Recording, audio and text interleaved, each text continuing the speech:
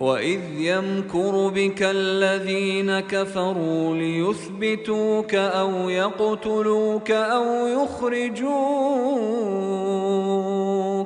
وَيَمْكُرُونَ وَيَمْكُرُ اللَّهُ وَاللَّهُ خَيْرُ الْمَاكِرِينَ۔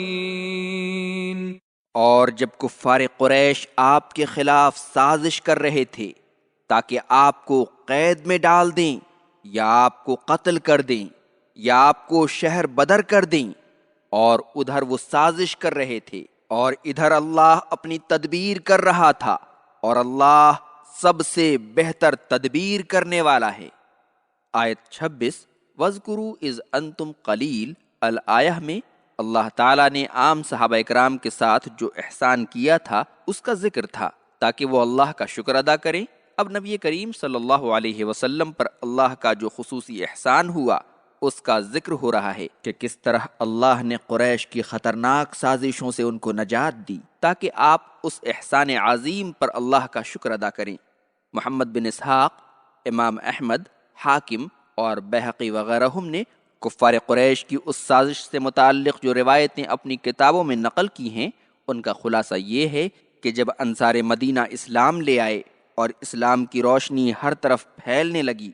تو کفار قریش کے دل خوف کے مارے دہل گئے۔ چنانچہ سبھی رؤسائے قریش دارالندوہ میں نبی کریم صلی اللہ علیہ وسلم کے بارے میں آخری رائے پر متفق ہونے کے لیے جمع ہوئے۔ ابو البختری بن ہشام نے کہا کہ میری رائے یہ ہے کہ محمد کو تم لوگ ہاتھ پاؤں باندھ کر ایک گھر میں بند کر دو، صرف ایک سوراخ رکھو جس سے اس کو کھانا پانی دیتے رہو یہاں تک کہ اس کی موت آ جائے۔ آیت میں لیثبتوکا سے اسی طرف اشارہ ہے، لیکن شیطان جس نے ایک نجدی بوڑھے کی شکل اختیار کر رکھی تھی نے اس رائے کو نہیں سراہا، تو ہشام بن عمر نے کہا کہ میری رائے یہ ہے کہ تم لوگ محمد کو شہر بدر کر دو، پھر یہ کچھ نہیں کر پائے گا۔ آیت میں او یخرجوکا سے اسی طرف اشارہ ہے۔ نجدی بوڑھے نے اس رائے پر اعتراض کیا تو ابو جہل نے کہا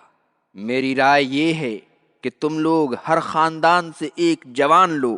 اور وہ سب مل کر ایک ساتھ تلوار سے حملہ کر کے اسے قتل کر دیں۔ بنی ہاشم تمام اہل قریش سے جنگ نہیں مول لیں گے، اور اگر دیت طلب کریں گے تو ہم سب مل کر دیت دے دیں گے، اس طرح محمد سے نجات پا جائیں گے۔ آیت میں او یقتلوکا سے اسی طرف اشارہ ہے۔ بوڑھے نجدی نے اس رائے کی تائید کی، چنانچہ سب رسول اللہ صلی اللہ علیہ وسلم کے قتل کر دینے پر متفق ہو گئے۔ جبرائیل علیہ السلام نے رسول اللہ صلی اللہ علیہ وسلم کو اس سازش کی اطلاع دے دی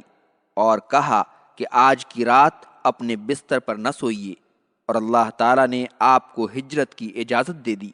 آپ نے علی رضی اللہ عنہ کو اپنے بستر پر سونے کا حکم دیا اور کہا کہ میری چادر اوڑھ لینا، وہ تمہیں کوئی گزند نہیں پہنچا سکیں گے۔ پھر آپ نے ایک مٹھی مٹی لی اور کافروں کے سروں پر ڈالتے ہوئے اور سورہ یاسین پڑھتے ہوئے وہاں سے نکل گئے، اور دشمن آپ کو نہ دیکھ سکے، اور اللہ تعالیٰ نے ان کی اس سازش کو ناکام بنا دیا۔ وَإِذَا تُتْلَى عَلَيْهِمْ آيَاتُنَا قَالُوا قَدْ سَمِعْنَا لَوْ نَشَاءُ لَقُلْنَا مِثْلَ هَذَا إِنْ هَذَا إِلَّا أَسَاطِيرُ الْأَوَّلِينَ۔ اور جب ان کے سامنے ہماری آیتوں کی تلاوت کی جاتی ہے تو کہتے ہیں کہ ہم نے سن لیا، اگر ہم چاہیں تو اس جیسا ہم بھی کہہ لیں، یہ تو صرف گزشتہ قوموں کی کہانیاں ہیں۔ یہ آیت نضر بن حارث کے بارے میں نازل ہوئی تھی جو رسول اللہ صلی اللہ علیہ وسلم کی بعثت سے پہلے فارس چلا گیا تھا اور وہاں سے رستم و اسفندیار کے واقعات پر مشتمل کتاب لے کر آیا تھا۔ جب رسول اللہ صلی اللہ علیہ وسلم مجلس سے اٹھ جاتے تو یہ ملعون وہیں بیٹھ کر اس کتاب سے واقعات سناتا اور کہتا کہ بتاؤ تو صحیح کہ کس کی بات زیادہ دلچسپ ہے۔ یہ شخص غزوہ بدر میں مقداد بن اسود رضی اللہ عنہ کے ہاتھوں پابند سلاسل ہو گیا، اور پھر رسول اللہ صلی اللہ علیہ وسلم کے حکم سے اس کی گردن مار دی گئی۔ آیت میں جمع کا صیغہ اس لیے استعمال کیا گیا ہے کہ تمام کفار قریش زبان قال اور زبان حال سے وہی کہتے تھے جو نظر کہتا تھا کہ اگر ہم چاہیں تو ایسا قرآن لا سکتے ہیں۔ یہ ان کا غرور باطل تھا۔ اس لیے کہ قرآن نے تو انہیں کتنی بار چیلنج کیا تھا اور کوئی اس کا جواب نہ دے سکا تھا۔ وَإِذْ قَالُوا اللَّهُمَّ إِن كَانَ هَذَا هُوَ الْحَقَّ مِنْ عِندِكَ فَأَمْطِرْ عَلَيْنَا حِجَارَةً مِّنَ السَّمَاءِ أَوْ ائْتِنَا بِعَذَابٍ أَلِيمٍ۔ اور جب انہوں نے کہا کہ اے اللہ، اگر یہ قرآن تیری برحق کتاب ہے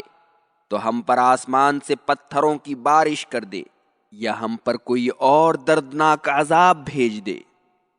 کفار قریش اپنے کبر و غرور اور اسلام اور نبی کریم صلی اللہ علیہ وسلم کی عداوت میں کلی طور پر عقل کے اندھے ہو گئے تھے، اسی لیے انہوں نے اللہ سے دعا کی کہ اے اللہ، اگر یہ قرآن واقعی تیری بھیجی ہوئی کتاب ہے تو ہمارے اوپر پتھروں کی بارش کر کے ہمیں ہلاک کر دے یا کسی اور عذاب میں مبتلا کر دے۔